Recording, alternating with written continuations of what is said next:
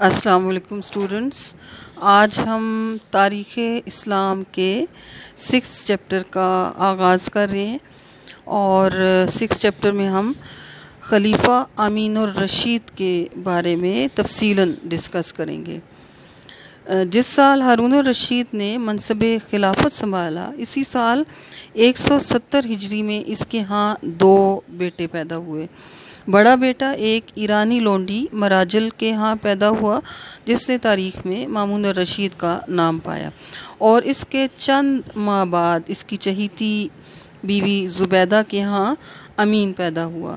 امین کو یہ اعزاز حاصل تھا کہ اس کی ماں زبیدہ اور باپ ہارون الرشید دونوں ہاشمی تھے، اس لیے وہ اپنے آپ کو مامون سے برتر سمجھتا تھا۔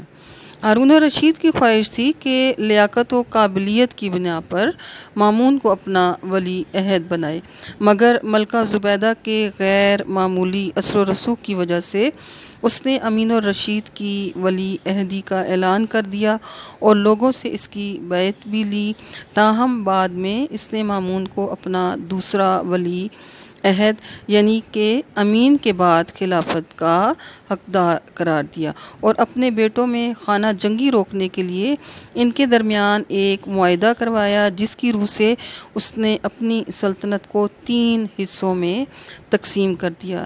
عرب کے علاقے امین کو دے دیے، ایران، خراسان کے علاقے جو تھے وہ مامون کو، اور تبریز اور آرمینیا اپنے تیسرے بیٹے معتمن کو دے کر اس معاہدہ کو خانہ کعبہ میں لٹکا دیا۔ خلافت کا اقدار پہلے نمبر پر امین اور دوسرے نمبر پر مامون الرشید کو قرار دیا۔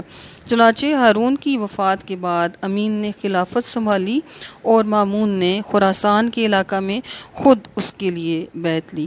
امین الرشید 809 عیسوی سے 813 عیسوی تک اور 193 ہجری میں خلافت پر مکن ہوا۔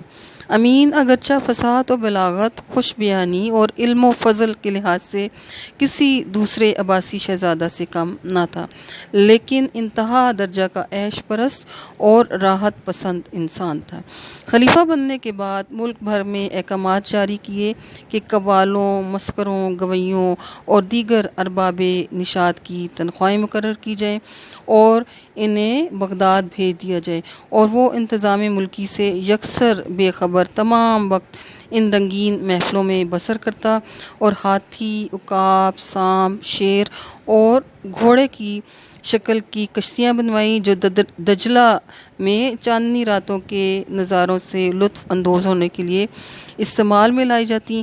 امین کے انہی لیل و نہار کی بدولت فضل بن ربیع جیسے حریص اور اقتدار پسند وزیر کو منمانی کرنے کے مواقع میسر آئے اور دونوں بھائیوں کے درمیان اختلافات کی ایک ایسی خلیج پیدا ہوئی جس کے نتیجے کے طور پہ امین کو اپنی جان سے ہاتھ دھونے پڑے۔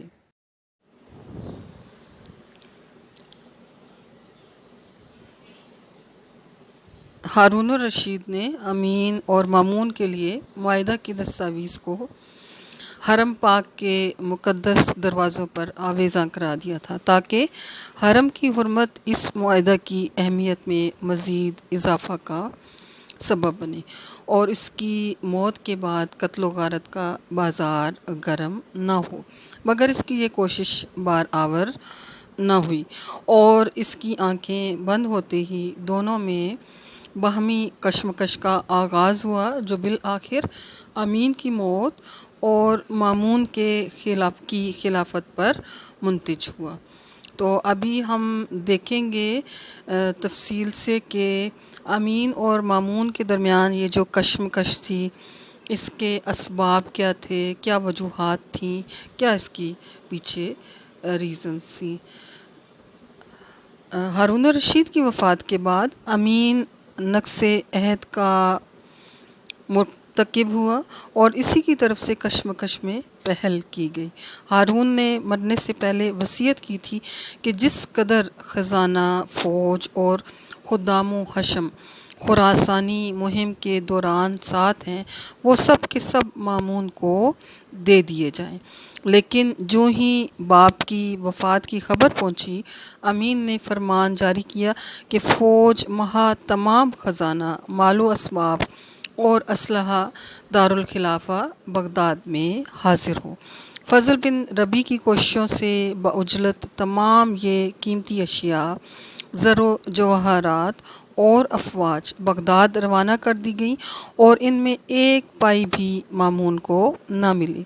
مامون کو جب اس صورتحال کا علم ہوا تو اس نے خود جا کر لوگوں کو روکنے کے ارادہ کا اظہار کیا۔ اگرچہ بعض لوگوں نے اس کے حق میں رائے دی، لیکن فضل بن سہل نے مامون کو روک دیا، کیونکہ اس صورت میں امکان تھا کہ امین اسے گرفتار کر لے اور وہ زندہ واپس نہ لوٹ سکے۔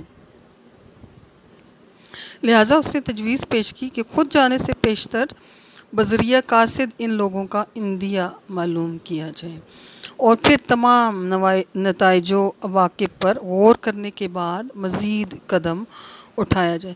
چنانچہ دو خاص خادم مامون کا پیغام لے کر امین کے حامیوں کو ہارون الرشید کی وصیت کی طرف توجہ دلاتے ہوئے انہیں عہد شکنی سے باز رہنے کی تلقین کی، اور فضل بن ربیع نے خط پڑھنے کے بعد کہا، میں تو رائے عام کا پابند ہوں، جس طرف سب ہوں گے میں بھی اسی طرف ہوں گا۔ لیکن ایک فوجی افسر عبد الرحمن نے قاصدوں کی ایک پہلو پر نیزہ رکھ کر کہا، تمہارا آقا ہوتا تو یہ برچھی اس کے پہلو سے پار ہو جاتی۔ قاصد نے واپس آ کر تمام حالات سے آگاہ کیا۔ مامون اس صورتحال سے بہت برگشتہ ہوا، لیکن فضل بن سہل نے اسے تسلی دی اور استقلال اور ہمت سے حالات کا مقابلہ کرنے کا مشورہ دیا۔ تمام عباسی خلفاء میں صرف امین ہی نجیب الطرفین ہاشمی تھا، یعنی کہ مدر اور فادر دونوں کی طرف سے ہاشمی تھا۔ چنانچہ شرف نسب کی بنیاد پر تمام بنو ہاشم، عمائدین اور اراکین سلطنت کی اکثریت اور فوج کا بہت بڑا حصہ امین الرشید کا طرفدار تھا۔ خدام و حشم، خزانہ اور فوج کی موجودگی میں امین جیسے خود غرض اور عیش پرست انسان کی طرف سے دوسروں کی حق تلفی کرنا بعید از قیاس بات نہ تھی۔ اس سے مامون اور اس کا وزیر فضل بن سہل بھی غافل نہ تھے۔ امین کے متواتر اشتعال انگیز اقدامات نے کشمکش کو مزید ہوا دی۔ فضل بن ربیع کی شاطرانہ اور حاسدانہ چالوں نے بھی دونوں بھائیوں کے درمیان اختلافات کی خلیج کو وسیع کیا۔ فضل بن ربیع کو ایک طرف فضل بن سہل سے عہدہ اور منصب کی رقابت تھی، اور دوسری طرف وہ جانتا تھا کہ اس کا ذاتی اقتدار امین جیسے کوفتہ اندیش اور نالائق حکمران کی موجودگی میں ہی قائم رہ سکتا ہے۔ لہٰذا وہ مسلسل امین کو مامون کے خلاف ابھارتا رہا۔ فضل بن ربیع نے امین کو اس بات پر اکسایا کہ مامون کو خلافت کے حق سے معزول کر دیا جائے، کیونکہ اول جو بیعت تمام ملک سے کی گئی وہ آپ کے لیے تھی، یعنی کہ امین کے لیے تھی، اور غیر مشترک تھی۔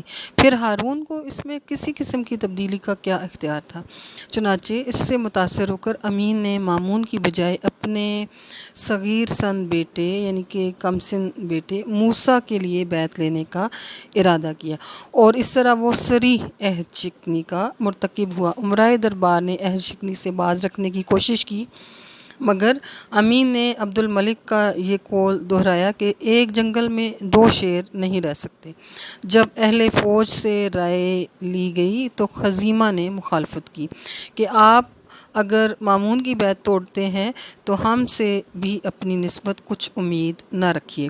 اس وقت تو امین خاموش رہا، تاہم چند ہی دن بعد سارے ملک میں یہ فرمان جاری کر دیا کہ خطبوں میں مامون کی بجائے موسیٰ کا نام لیا جائے۔ مامون کو علم ہوا تو اس نے شاہی نشان سے امین کا نام خارج کر دیا اور بغداد سے تمام تعلقات منقطع کر لیے، کیونکہ خراسان کا جو علاقہ تھا وہاں پہ مامون جو تھا وہ اس کے انڈر تھا، اور موسیٰ کو ولی عہد تسلیم کرنے سے انکار کر دیا۔ امین نے اسی پر ہی بس نہ کی بلکہ مامون سے خراسان کے بعض حصے طلب کیے۔ اس کے علاوہ اپنے نمائندوں کے لیے خراسان میں رہنے کی اجازت چاہی، لیکن مامون نے ان دونوں مطالبات کو ماننے سے انکار کر دیا اور سرحدوں کی ناکہ بندی کر کے خبر رسانی اور جاسوسی کے تمام دروازے بند کر دیے۔ تو اس طرح سے دونوں جو بھائی تھے ان کے اختلافات دن بدن بڑھتے چلے جا رہے تھے۔